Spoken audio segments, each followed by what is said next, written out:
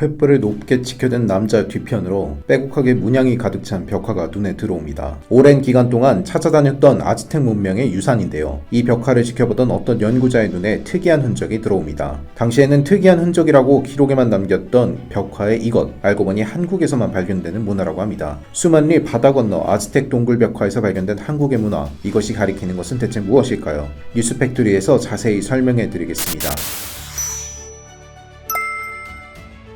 파도가 치는 해변, 아이들과 어른들은 해변가를 걸어갑니다. 바닷바람이 심하게 불어오지만 그래도 걷기에는 최적의 날씨였죠. 무리의 앞에서 아이의 손을 붙잡고 있던 어머니가 갑자기 날카로운 비명을 지릅니다. 아이가 어머니의 손을 뿌리치고 바닷가 근처로 흘러온 얼음 위를 달리기 시작한 것인데요. 다행히 이를 빨리 눈치챈 아이의 아버지가 아이를 붙잡고 무사히 건너편으로 넘어갑니다. 살얼음판이라 만약 무게가 조금 더 실리기라도 했다면 아이는 바로 죽었을 것입니다. 놀란 가슴에 쓸어내린 무리 중 한 명이 다급하게 먼 곳을 가리킵니다. 사람들은 일제히 손가락 너머로 시선을 돌립니다. 손가락이 가리킨 그곳, 꿈에서 그릴 법한 푸른 땅이 펼쳐져 있었습니다. 얼음과 어둠으로 뒤덮여 사람에게 위험한 땅, 그 너머에 전설로만 전해오던 비옥한 땅이 있던 것이죠. 베링 해협을 건넌 이들은 비로소 안도의 한숨을 내쉬었습니다. 과거에도 위험했고 지금도 위험한 베링 해협 근처는 유라시아 대륙과 북아메리카 대륙을 건너는 좁은 땅이 있었습니다. 이곳을 고대 한국인들이 성공적으로 넘어간 곳이죠. 이들은 아메리카 전 지역으로 퍼져나가 아메리카 원주민의 시조가 되었습니다. 북아메리카의 넓은 평원에 정착한 이들도 있었지만 더 따뜻한 땅을 찾아 나선 이들은 멕시코와 남미까지 진출했습니다. 새로운 땅에서 후손들을 위해 모험을 감행했던 용감한 한국인들은 서양인들이 오기 전까지 문명을 건설하고 거대한 제국을 만들어 오랜 기간 아메리카 대륙을 지배했습니다.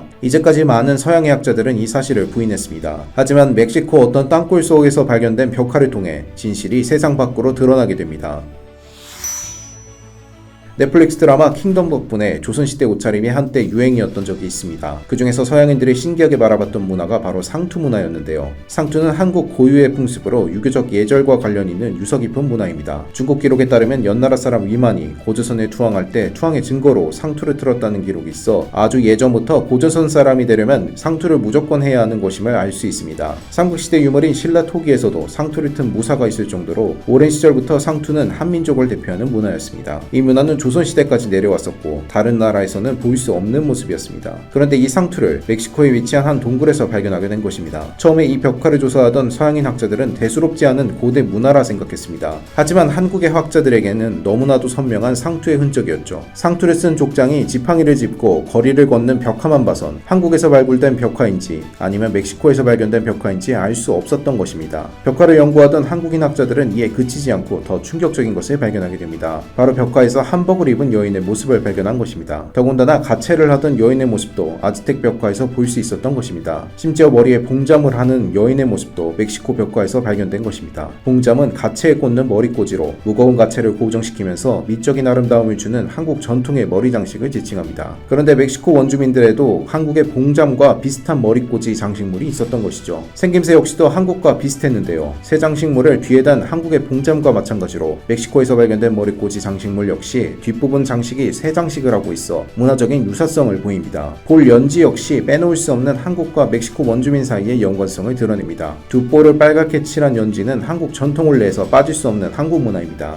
그런데 아즈텍 문명에서도 추장의 부인들이 연지를 한 모습이 기록에 남아있는데요. 한국에서 볼 법한 연지를 멕시코에서도 했다는 것입니다. 이외에도 멕시코 원주민들이 사용하는 나와트로어에서도 고대 한국어의 흔적을 볼 수 있습니다. 태백이라는 단어가 산을 뜻하는 단어로 사용되며 다마티니, 마치는 이라 부르며 나와트로는 한국어와 흡사한 언어 구조를 가진 것으로 판명되었죠. 젖을 줄 때 이를 찌찌를 준다고 표현하거나 닭 울음소리를 꼬꼬라고 부르는 데서도 한국 문화의 유산을 엿볼 수 있습니다. 이외에도 어순이나 표현에 있어 고대 한국어와 많은 부분이 닮아 있습니다.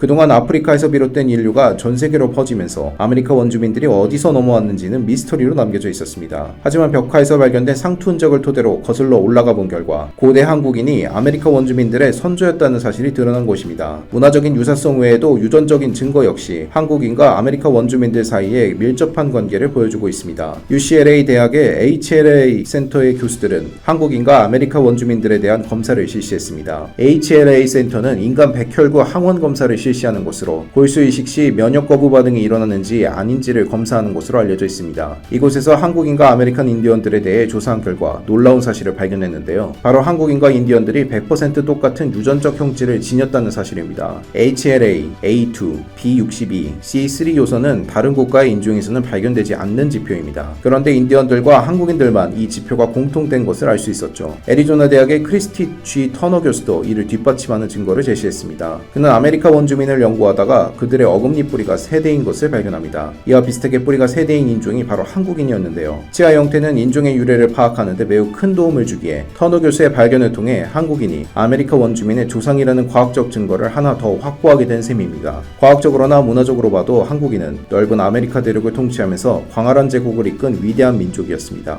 아쉽게도 강단사학에 매몰되었기에 지금까지도 한국인들은 진실을 보지 못한 채 한반도라는 좁은 세계의 역사를 배우고 있었던 것이죠. 저희 뉴스팩토리는 계속해서 역사에 묻힌 한국인의 위대한 이야기를 알려드려 한국의 위대한 역사를 다시 세상에 알리도록 일조하겠습니다. 앞으로 한국의 광활한 영토가 역사적으로 재평가받기를 바라며 정당한 한국의 역사가 세계에 옳게 받아들여지길 기원합니다. 지금까지 뉴스팩토리였습니다. 시청해주셔서 감사합니다.